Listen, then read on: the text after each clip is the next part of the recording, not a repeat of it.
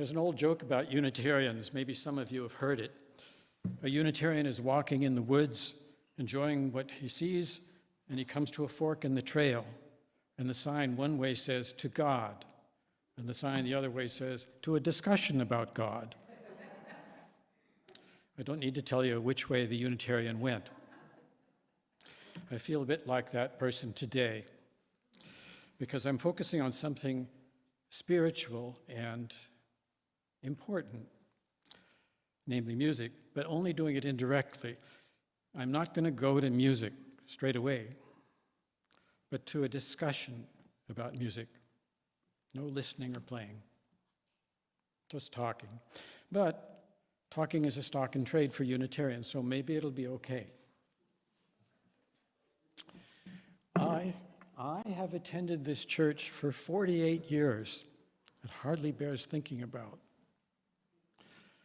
And I've had a lifelong interest in music of many kinds and have experiences as an amateur musician both in the church and elsewhere. And over, Unitarians have assured me that they do like music in general. I mean, who doesn't? And that they specifically want it in Sunday worship. They tell me that music adds to the service, that it enhances feelings of spirituality, or at least it adds variety if there's too much talking. Some say that hymns give us a shared, common experience. Others, that hymns are a way to express our beliefs simply and directly. One way or another, music seems to be important. Or maybe I should say a belief in music seems important. My question is not about believing in it, but about what we can do with it, what we want from it, what it will give to us, how it is enacted, you might say. I've attended nearly 2,000 Sunday services, God Lord, and which is long enough to notice a few trends in our music and how we use it. I want to tell you about them. Turns out that ours is not a story of simple musical progress. But take heart, it's also not a story of constant decline. To do this, I need to tell you something about myself so that you'll understand where I'm coming from. I promise I'll get back to us soon. As interesting as my life is. So let me start not quite at my beginning, but 1 year later, when I was 5 years old and had already been studying the piano for 1 full year. And this, Arthur, is your cue. Have a good listen. It's only 1 minute long. My name is Kelvin Seifert. I am 5 years old. I am going to play Bach's Minuet in D minor. Don't worry, it's not long.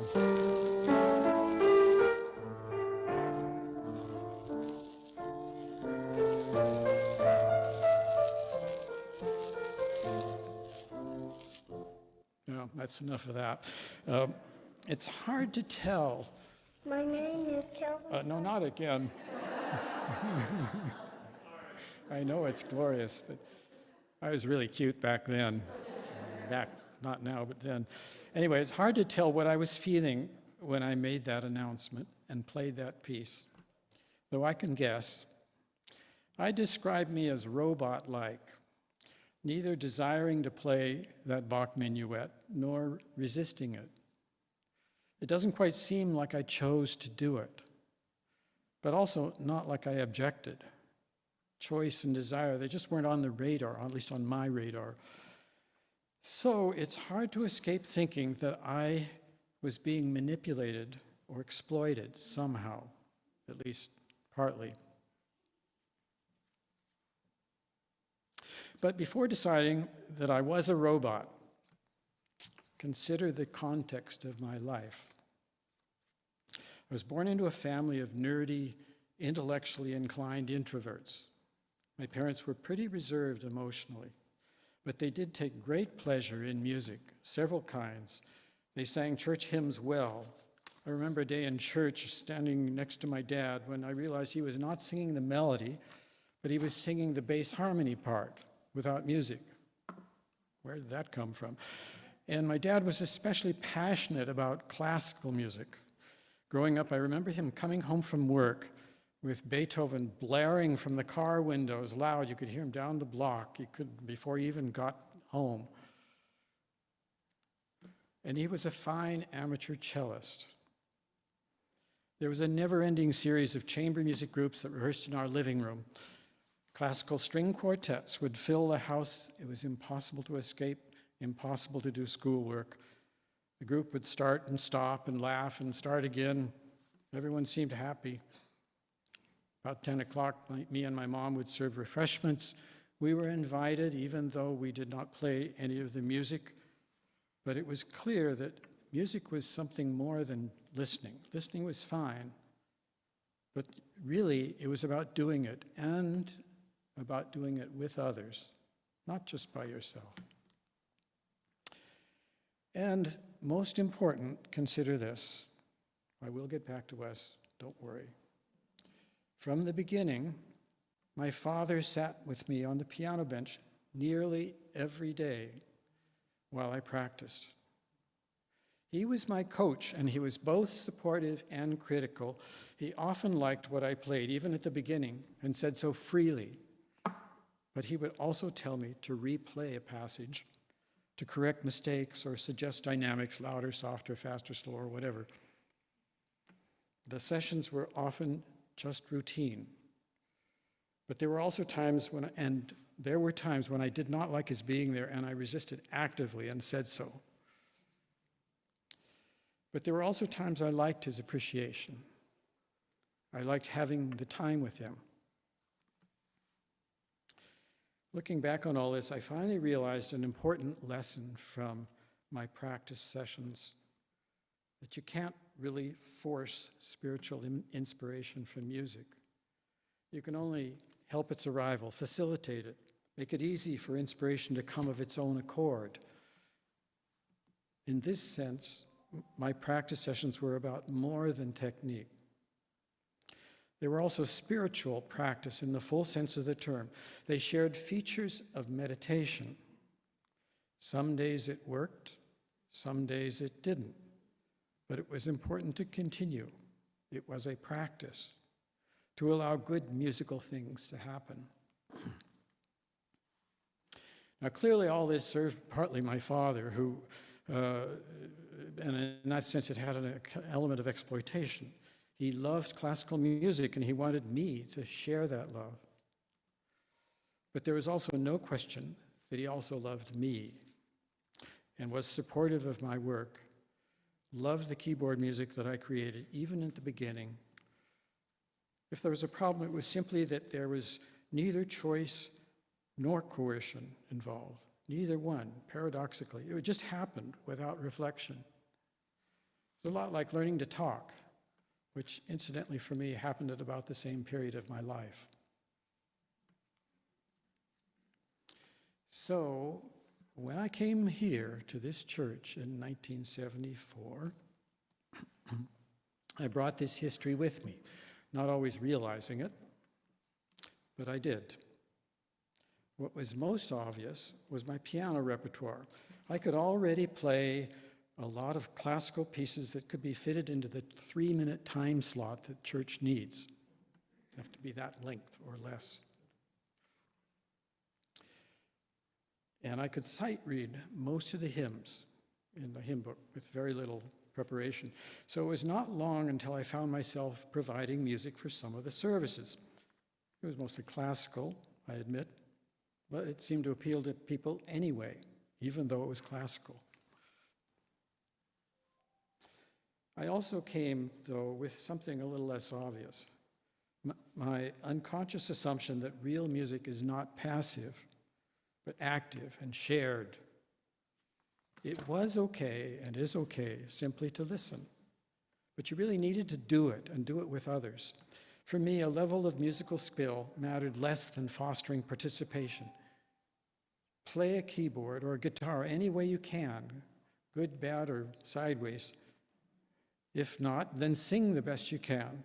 If you can't sing, at least beat a drum or tap your foot. But above all, don't just sit there. Unfortunately, that seemed exactly like what many members often did. In 1970s, our singing voices were notoriously quiet.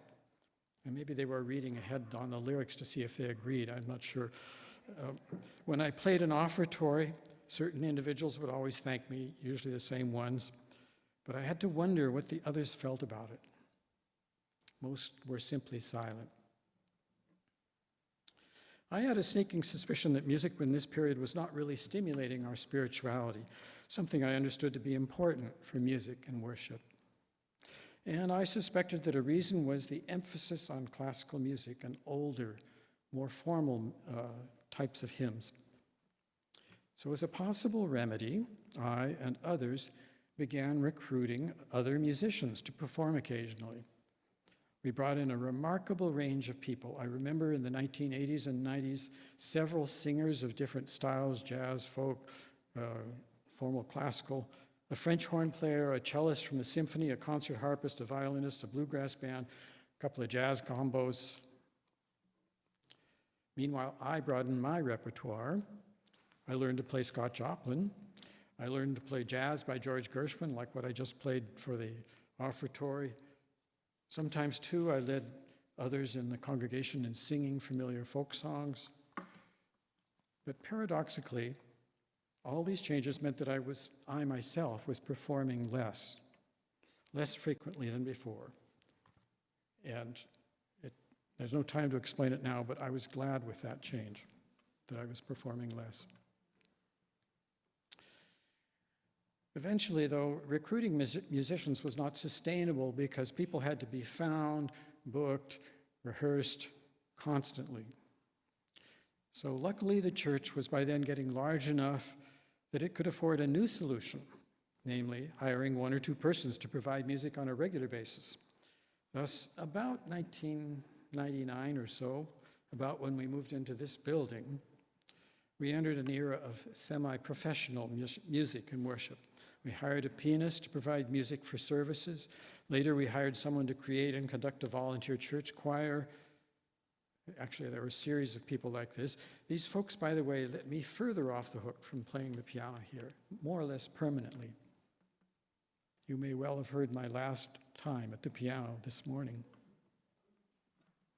Meanwhile, new hymn books were published. 1994 for the gray one, 2002 for the teal one, and they had a more contemporary sound with more new music found in them, and which found its way into our services. When COVID came in 2020, the trend to this newer sounding music accelerated because we suddenly and heavily relied on music videos of all kinds. And that is more or less where we stand now in 2023, even after beginning to open up the church again.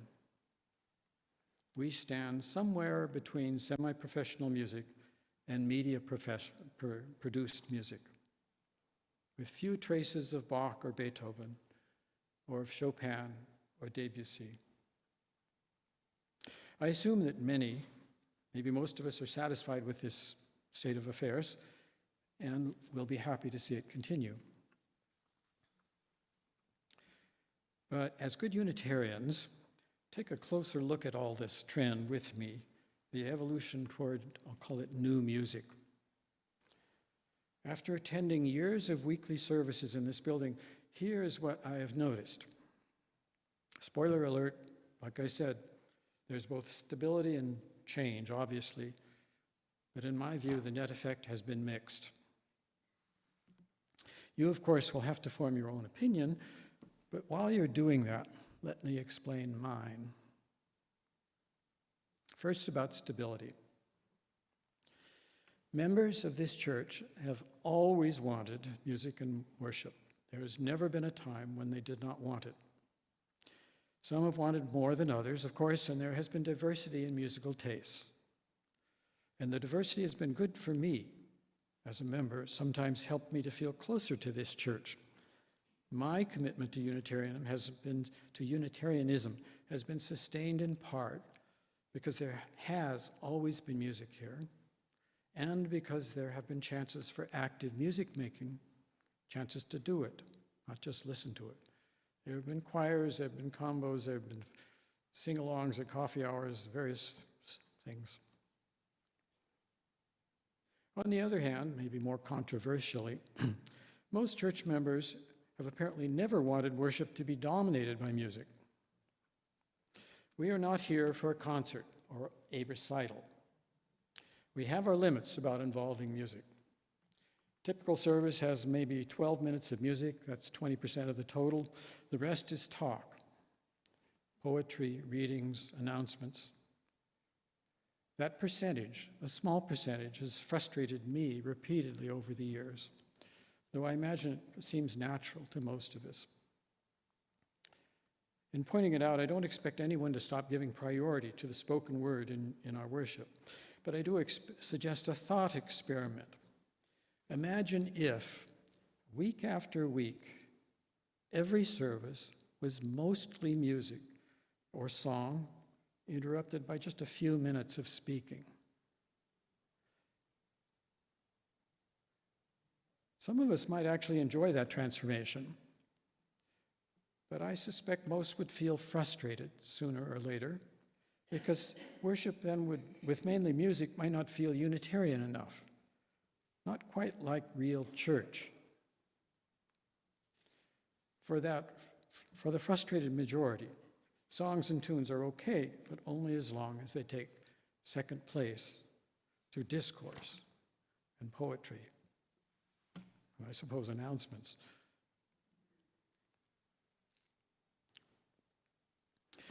But in addition to these stabilities, the church has also changed in its music, gradually but noticeably. In the 1970s, we heard mostly classical music and sang hymns with classic tunes and harmonies. They were often familiar if you had ever attended another mainline church, but with words altered. In the 1970s, it was mainly just the Christian language that was toned down. The gender-based binary language was still pretty widespread in what we sang. Later in the 1990s, itinerant musicians broadened our range of music in worship.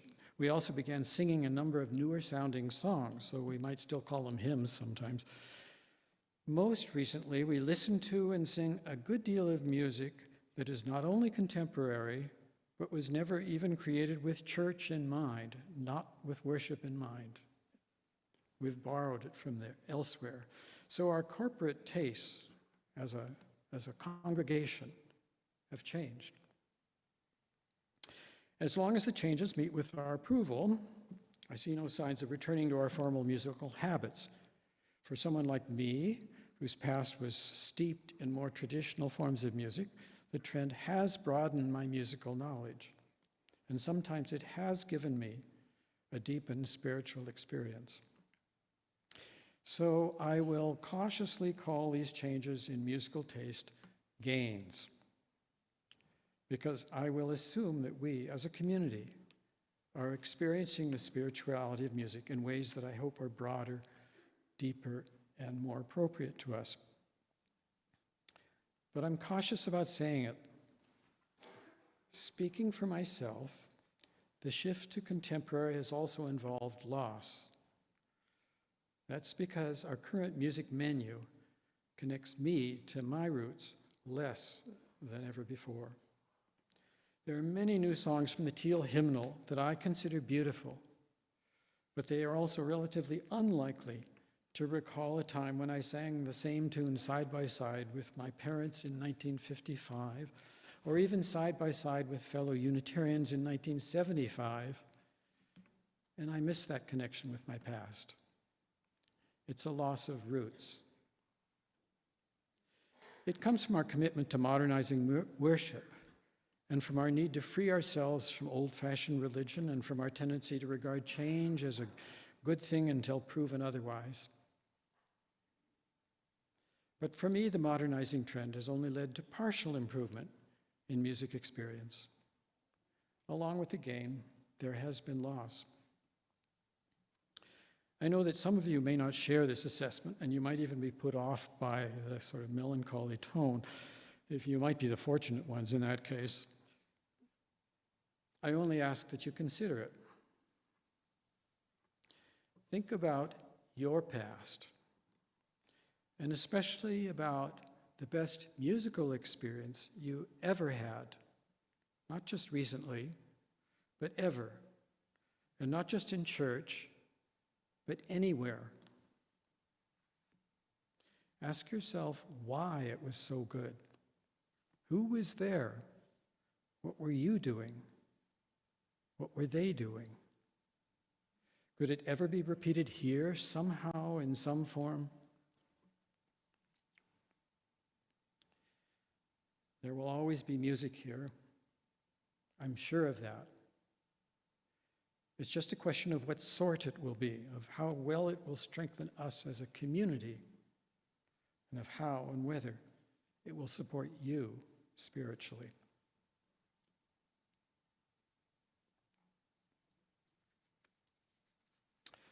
Our final hymn is 368, Now Let Us Sing. While you are getting ready to sing it, our tech person will turn off the recording of our service. Esther Catherine will come and help me sing it.